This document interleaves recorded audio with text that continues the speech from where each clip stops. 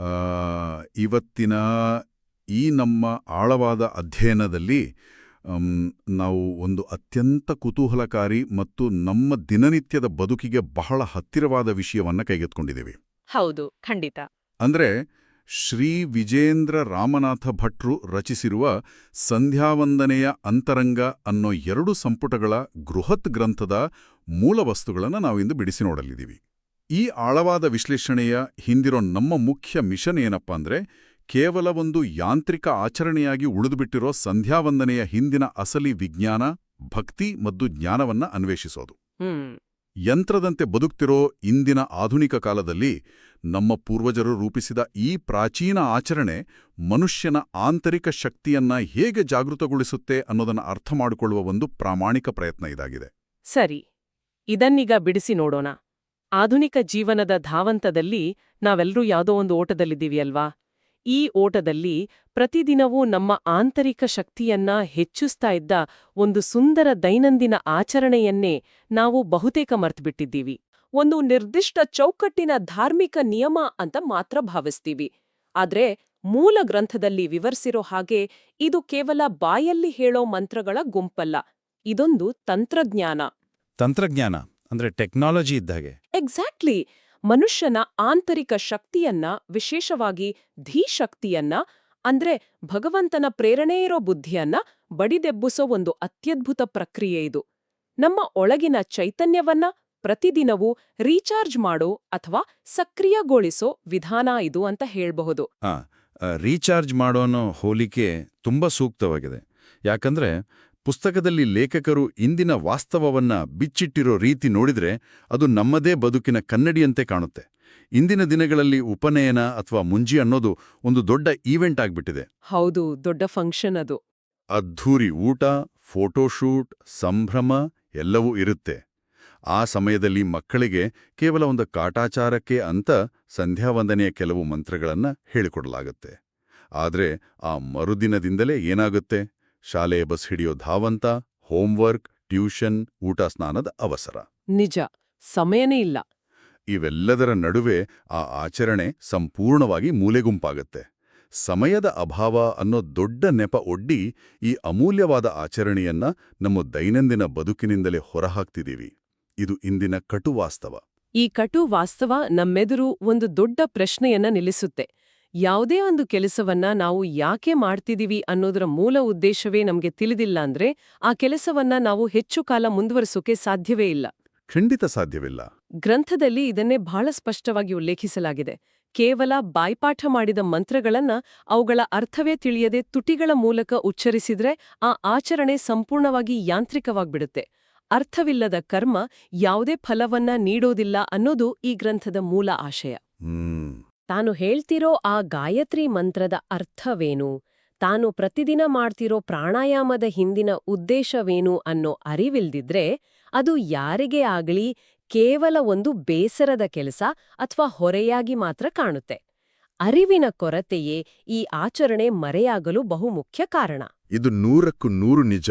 ಇದನ್ನೇ ನಾವು ಇಂದಿನ ಟೆಕ್ನಾಲಜಿಗೆ ಹೋಲಿಸಿ ನೋಡಬಹುದು. ನಾವು ಯಾವುದೋ ಒಂದು ಅತ್ಯಂತ ದುಬಾರಿಯಾದ ಬಹಳ ಉಪಯೋಗಕ್ಕೆ ಬರೋ ಆ್ಯಪನ್ನು ನಮ್ಮ ಫೋನ್ನಲ್ಲಿ ಡೌನ್ಲೋಡ್ ಮಾಡ್ಕೊಳ್ತೀವಿ. ಆದರೆ ಆ ಆ್ಯಪನ್ನು ಹೇಗೆ ಬಳಸಬೇಕು, ಅದರ ಒಳಗೆ ಯಾವೆಲ್ಲ ಫೀಚರ್ಗಳಿವೆ ಅನ್ನೋದೇ ನಮಗೆ ಗೊತ್ತಿಲ್ಲ ಅಂದ್ರೆ ಅದು ಕೇವಲ ಫೋನ್ನ ಮೆಮರಿ ತಿನ್ನುತ್ತೆ ಅಷ್ಟೇ. ಎಕ್ಸಾಕ್ಟ್ಲಿ. ಅದು ಯಾವ ಉಪಯೋಗಕ್ಕೂ ಬರೋದಿಲ್ಲ. ನಮ್ಮ ಯುವಜನತೆಗೆ ಸಂಧ್ಯಾವಂದನೆ ಅನ್ನೋ ಅದ್ಭುತ ಟೂಲನ್ನು ನೀಡ್ತಿದ್ದೀವಿ, ಆದರೆ ಅದರ ಯೂಸರ್ ಮ್ಯಾನ್ಯುಯಲ್ ಅನ್ನ ಸರಿಯಾಗಿ ವಿವರಿಸ್ತಾ ಇಲ್ಲ. ಇಲ್ಲಿಯೇ ಇದು ನಿಜಕ್ಕೂ ಕುತೂಹಲಕಾರಿಯಾಗೋದು. ಈ ಇಡೀ ಪ್ರಕ್ರಿಯೆಯನ್ನ ವಿವರಿಸೋ ಲೇಖಕರ ಹಿನ್ನೆಲೆಯ ಬಗ್ಗೆ ನಾವು ಮಾತಾಡಲೇಬೇಕು. ಖಂಡಿತ. ಈ 2 ಸಂಪುಟಗಳ ಬೃಹತ್ ಗ್ರಂಥವನ್ನ ಕಟ್ಟಿಕೊಟ್ಟಿರೋ ವಿಜೇಂದ್ರ ರಾಮನಾಥ ಭಟ್ಟರು ತಮ್ಮನ್ನ ತಾವು ಪರಿಚಯಿಸಿಕೊಳ್ಳೋ ರೀತಿ ಅತ್ಯಂತ ವಿಭಿನ್ನವಾಗಿದೆ. ಇಂದಿನ ದಿನಗಳಲ್ಲಿ ಸಣ್ಣಪುಟ್ಟ ವಿಷಯ ತಿಳಿದವರು ದೊಡ್ಡ ಪಂಡಿತರು ಅಂತ ಬಿಂಬಿಸ್ಕೊಳ್ಳೋ ಕಾಲ ಇದು. ಹೌದು, ಶೋ ಆಫ್ ಮಾಡೋ ಕಾಲ ಇದು. ಆದ್ರೆ ಇವರು ತಾವು ದೊಡ್ಡ ವ್ಯಾಕರಣ ಪಂಡಿತರೆಂದೋ ಶಾಸ್ತ್ರಗಳನ್ನ ಕರತಲಾಮಲಕ ಮಾಡಿಕೊಂಡೋರೆಂದೋ ಎಲ್ಲೂ ಹೇಳ್ಕೊಡೋದಿಲ್ಲ.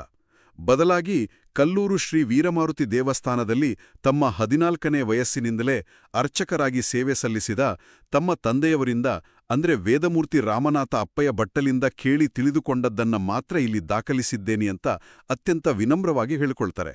ಲೇಖಕರ ಈ ವಿನಮ್ರತೆ ನಿಜಕ್ಕೂ ಈ ಗ್ರಂಥದ ತೂಕವನ್ನ ಮತ್ತಷ್ಟು ಹೆಚ್ಚಿಸುತ್ತೆ. ಅವರ ಈ ನಿಲುವನ್ನ ಅವರು ರಾಮಾಯಣದ ಅಳಿಲು ಸೇವೆಗೆ ಹೋಲಿಸಿದ್ದಾರೆ. ಓ, ಅಳಿಲು ಸೇವೆ. ಹೌದು, ರಾಮಸೇತುವೆ ಕಟ್ಟುವಂತಹ ಬೃಹತ್ ಕಾರ್ಯದಲ್ಲಿ ಒಂದು ಸಂಕ ಅಳಿಲು ಸಮುದ್ರದ ನೀರಿನಲ್ಲಿ ಮುಳುಗಿ ಮರಳಿನಲ್ಲಿ ಹೊರಳಾಡಿ ತನ್ನ ಮೈಮೇಲೆ ಅಂಟಿಕೊಂಡ ಮರಳನ್ನ ಸೇತುವೆಯ ಮೇಲೆ ಉದುರಿಸುವ ಮೂಲಕ ಹೇಗೆ ತನ್ನ ಕೈಲಾದ ನಿಷ್ಕಲ್ಮಶ ಸೇವೆ ಮಾಡಿತೋ ಹಾಗೆ ತಾನು ಈ ಗ್ರಂಥ ರಚನೆ ಮಾಡಿದ್ದೇನೆ ಅಂತ ಅಂತಾರೆ. ಎಷ್ಟು ಸುಂದರವಾದ ರೂಪಕಲ್ವಾ ಇದು. ಖಂಡಿತ. ಇದು ಕೇವಲ ತೋರಿಕೆಯ ವಿನಯ ಅಲ್ಲ, ನಾಹಂ ಕರ್ತ ಹರಿಃ ಕರ್ತ ಅಂದ್ರೆ ನಾನು ಮಾಡುವವನಲ್ಲ, ಹರಿಯೇ ನನ್ನಿಂದ ಮಾಡಿಸುವವನು ಅನ್ನೋ ಶ್ರೀಮದಾಚಾರ್ಯರ ದ್ವೈತ ಸಿದ್ಧಾಂತದ ಶ್ರೇಷ್ಠ ತತ್ವವನ್ನ ಲೇಖಕರು ತಮ್ಮ ಬದುಕಿನಲ್ಲಿ ಅಳವಡಿಸಿಕೊಂಡಿರೋದರ ದ್ಯೋತಕ ಇದು. ಇದನ್ನ ನಾವು ಒಂದು ವಿಶಾಲ ದೃಷ್ಟಿಕೋನದಿಂದ ನೋಡಿದ್ರೆ ನಿಜವಾದ ಜ್ಞಾನ ಸಂಪಾದನೆಗೆ ಅಥವಾ ಆ ಜ್ಞಾನವನ್ನ ಜಗತ್ತಿಗೆ ಹಂಚುವುದಕ್ಕೆ ಅಹಂಕಾರದ ತ್ಯಾಗವೇ ಮೊದಲ ಮೆಟ್ಟಿಲು ಅನ್ನೋ ದೊಡ್ಡ ಪಾಠ ನಮ್ಗಿಲ್ ಸಿಗುತ್ತೆ. ಅಂದ್ರೆ ತಾನು ಕೇವಲ ಒಂದು ನಿಮಿತ್ತ ಮಾತ್ರ, ಎಲ್ಲವೂ ಭಗವಂತನ ಇಚ್ಛೆ ಎನ್ನೋ ಭಾವನೆ ಇದ್ದಾಗ ಮಾತ್ರ ಯಾವುದೇ ವಿಷಯದಲ್ಲಿ ನೈಜವಾದ ಸ್ಪಷ್ಟತೆ ಸಿಗೋಕೆ ಸಾಧ್ಯ ಅಂತ. ಸರಿಯಾಗಿ ಹೇಳಿದ್ರಿ. ತಾನು ಕೇವಲ ಒಂದು ಮಾಧ್ಯಮ, ನಾನೇ ಎಲ್ಲವನ್ನೂ ತಿಳಿದವನು ಅನ್ನೋ ಅಹಂಕಾರ ಇಲ್ಲದಿರುವಾಗಲೇ ಜ್ಞಾನದ ಹರಿವು ಸುಗಮವಾಗುತ್ತೆ. ಇನ್ನು ಈ ಜ್ಞಾನದ ಹರಿವನ್ನ ಲೇಖಕರು ಪುಸ್ತಕದಲ್ಲಿ ಹೇಗೆ ಸಂಘಟಿಸಿದ್ದಾರೆ ಅನ್ನೋದು ಕೂಡ ಅಷ್ಟೇ ಕುತೂಹಲಕಾರಿಯಾಗಿದೆ. ಈ ಒಟ್ಟು ವಿಷಯವನ್ನ ಅವರು 2 ಸಂಪುಟಗಳಲ್ಲಿ ಹಂಚಿದ್ದಾರೆ. ಹೌದು, ವಾಲ್ಯೂಮ್ 1 ಮತ್ತು ವಾಲ್ಯೂಮ್ 2. ಒತ್ತು ಇದು. 2ನೇ ಸಂಪುಟವು ಭಕ್ತಿಯುಕ್ತ ಜ್ಞಾನಯೋಗದ ಬಗ್ಗೆ ಮಾತಾಡುತ್ತೆ. ಇಲ್ಲಿ ಕೇವಲ ಆಚರಣೆಯಲ್ಲ, ಬದಲಾಗಿ ಆ ಆಚರಣೆಯ ಹಿಂದಿರೋ ಅನುಸಂಧಾನ, ಅಂತರಂಗದ ಅರಿವು ಮತ್ತು ಕ್ರಿಯೆಯ ಹಿಂದಿನ ದಾರ್ಶನಿಕ ತತ್ವಗಳನ್ನ ವಿವರಿಸಲಾಗಿದೆ. ಈ ರೀತಿಯ ವಿಂಗಡಣೆ ಓದುಗರಿಗೆ ವಿಷಯವನ್ನ ಹಂತಹಂತವಾಗಿ ಗ್ರಹಿಸಲು ತುಂಬಾ ಸಹಾಯ ಮಾಡುತ್ತೆ. ಈ ವಿನ್ಯಾಸದ ಹಿಂದಿರೋ ಲೇಖಕರ ಚಿಂತನಾಕ್ರಮ ಬಹಳ ಪ್ರಬುದ್ಧವಾಗಿದೆ. ಅವರು ಈ ಗ್ರಂಥದ ಸಂರಚನೆಯನ್ನ ನೇರವಾಗಿ ಭಗವದ್ಗೀತೆಯ 18 ಅಧ್ಯಾಯಗಳಿಗೆ ಹೋಲಿಸಿದ್ದಾರೆ. ನಮಗೆಲ್ಲರಿಗೂ ತಿಳಿದಿರೋ ಹಾಗೆ ಭಗವದ್ಗೀತೆಯ ಮೊದಲ 6 ಅಧ್ಯಾಯಗಳು ಕರ್ಮಯೋಗವನ್ನ, ಅಂದ್ರೆ ನಮ್ಮ ಕ್ರಿಯೆ ಅಥವಾ ಆಚರಣೆಯ ಮಹತ್ವವನ್ನ ವಿವರಿಸ್ತವೆ. ಹೌದು, ಆಕ್ಷನ್ ಪಾರ್ಟ್ ಅದು. ಕೊನೆಯ 6 ಅಧ್ಯಾಯಗಳು ಜ್ಞಾನಯೋಗವನ್ನ, ಅಂದ್ರೆ ಪರಮಸತ್ಯದ ಅರಿವನ್ನ ವಿವರಿಸ್ತವೆ. ಇವೆರಡರ ನಡುವಿನ 6 ಅಧ್ಯಾಯಗಳು ಭಕ್ತಿಯೋಗವನ್ನ ಸಾರ್ತವೆ. ಲೇಖಕರು ಇದೇ ತತ್ವವನ್ನ ತಮ್ಮ ಗ್ರಂಥಕ್ಕೆ ಅಳವಡಿಸಿಕೊಂಡಿದ್ದಾರೆ. ಆದ್ರೆ ಇಲ್ಲಿ ಅವರು ಒತ್ತಿ ಹೇಳೋ ಅತ್ಯಂತ ಸೂಕ್ಷ್ಮ ವಿಚಾರ ಏನಂದ್ರೆ, ಕೇವಲ ಯಾಂತ್ರಿಕವಾದ ಕರ್ಮದಿಂದಾಗ್ಲಿ ಅಥವಾ ಕೇವಲ ಶುಷ್ಕ ಜ್ಞಾನದಿಂದಾಗ್ಲಿ ಮನುಷ್ಯನಿಗೆ ಮುಕ್ತಿ ಅಥವಾ ನೆಮ್ಮದಿ ಸಾಧ್ಯವಿಲ್ಲ. ಅಂದ್ರೆ 2 ಬ್ಯಾಲೆನ್ಸ್ ಆಗಿರಬೇಕು. ಎಕ್ಸಾಕ್ಟ್ಲಿ. ಇದನ್ನ ಸರಳವಾಗಿ ಹೇಳ್ಬೇಕಂದ್ರೆ, ಜ್ಞಾನವಿಲ್ಲದ ಕರ್ಮ ಕುರುಡು, ಹಾಗೆಯೇ ಕರ್ಮವಿಲ್ಲದ ಜ್ಞಾನ ಕುಂಟ. ಇವೆರಡೂ ಒಂದಕ್ಕೊಂದು ಪೂರಕವಾಗಿರಬೇಕು. ಆಚರಣೆಯೂ ಇರಬೇಕು, ಅದರ ಹಿಂದಿನ ಅರಿವು ಇರಬೇಕು, ಮತ್ತು ಇವೆರಡನ್ನೂ ಬೆಸೆಯುವ ಕೊಂಡಿಯೇ ಭಕ್ತಿ. ಅದಕ್ಕಾಗಿಯೇ ಅವರು ಕೇವಲ ಕರ್ಮ ಅಥವಾ ಕೇವಲ ಜ್ಞಾನ ಅಂದೇ ಭಕ್ತಿಯುಕ್ತ ಕರ್ಮಯೋಗ ಮತ್ತು ಭಕ್ತಿಯುಕ್ತ ಜ್ಞಾನಯೋಗ ಅಂತ ಕರೆದಿದ್ದಾರೆ.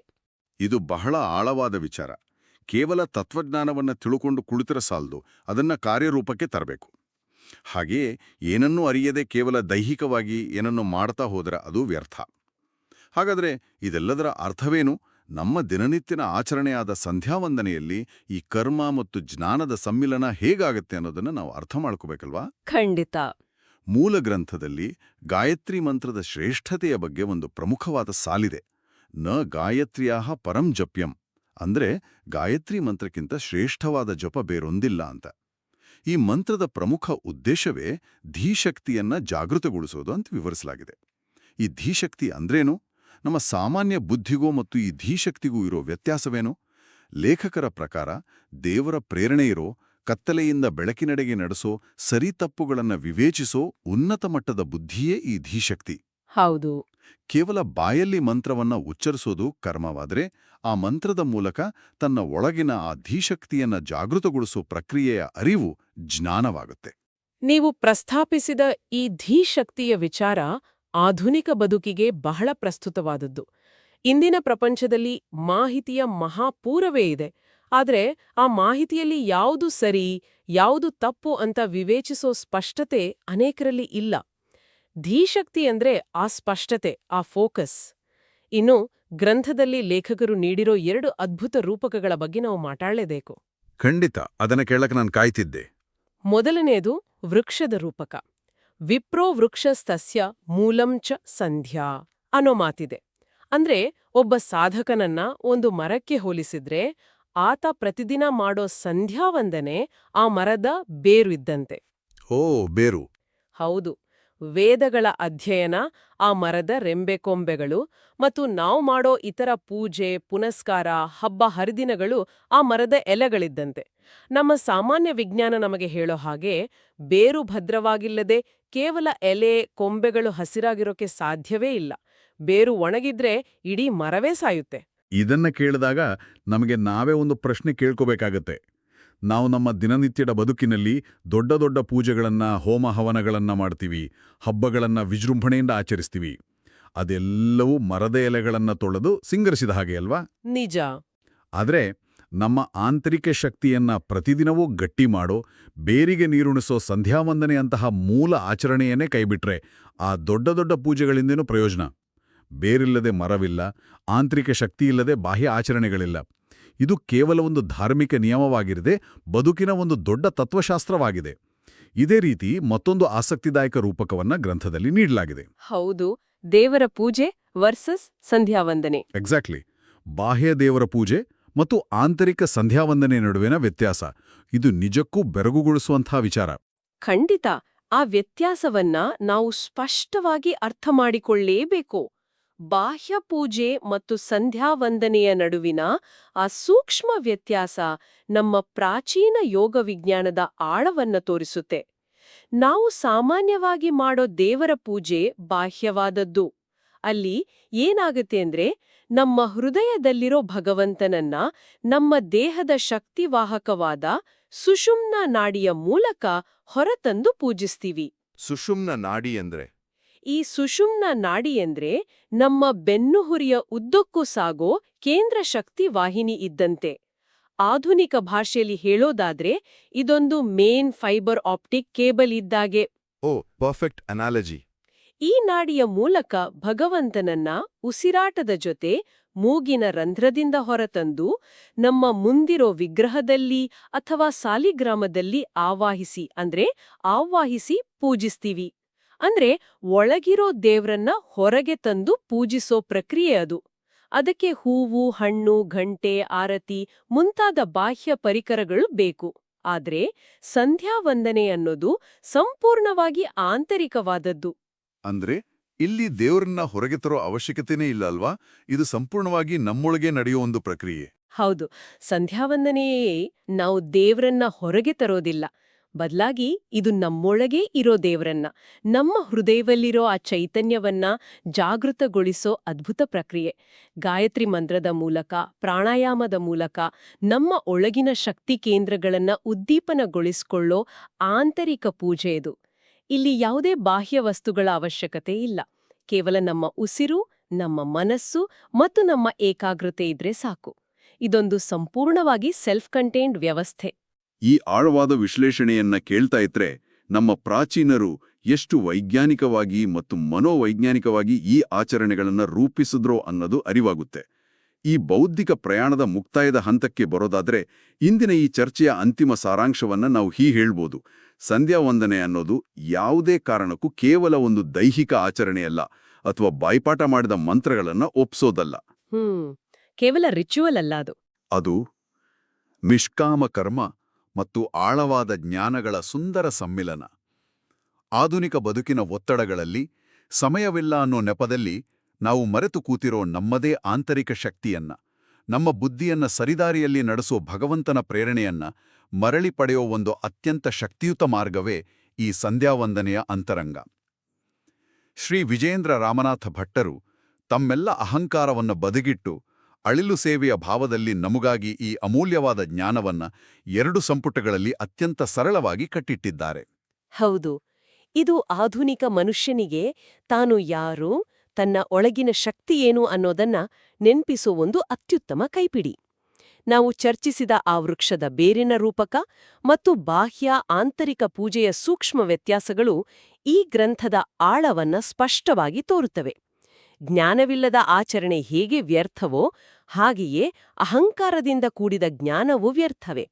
ನಮ್ಮ ಕ್ರಿಯೆಯನ್ನ ಹೇಗೆ ಭಕ್ತಿ ಮತ್ತು ಅರಿವಿನೊಂದಿಗೆ ಬೆರೆಸಿ ಮಾಡಬೇಕು ಅನ್ನೋದನ್ನ ಈ ಗ್ರಂಥ ಬಹಳ ಸುಂದರವಾಗಿ ವಿವರಿಸುತ್ತೆ. ಈ ಆಳವಾದ ವಿಶ್ಲೇಷಣೆಯ ಕೊನೆಯಲ್ಲಿ ನಾವು ಚರ್ಚಿಸಿದ ಮೂಲ ಅಂಶಗಳ ಆಧಾರದ ಮೇಲೆ ಪ್ರತಿಯೊಬ್ಬರೂ ಯೋಚಿಸಬೇಕಾದ ಒಂದು ಹೊಸ ವಿಚಾರವನ್ನ ಇಲ್ಲಿ ಬಿಟ್ಟೋಗೋಣ.